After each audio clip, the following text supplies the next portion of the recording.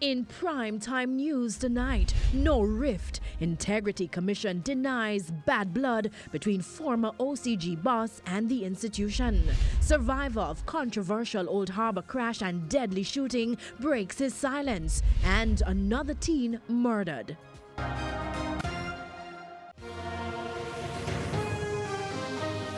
Good evening and welcome to Primetime News on air and online at onespotmedia.com. I'm Archibald Gordon. And I'm Janella Precious. Also this evening, the top business stories of the day, and Herman Green has our preview. Thanks, Janella. Well, exporters are again drawing attention to the challenges they face in sending products overseas. The impact of the sliding Jamaican dollar is one such challenge. I'll tell you more later in the business day. And from Herman to Jordan Ford. Yes, Archie, well, the Windies World Cup preparations not going so well. They lost for a second time to Bangladesh in their Tri-Nation series, also involving Ireland. I'll tell you a little bit more about that and other stories in Primetime Sports Monday.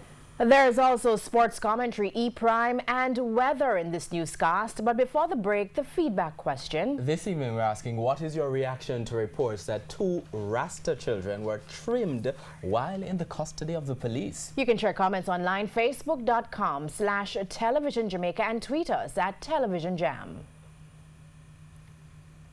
Stay with us, the news in detail right after this break.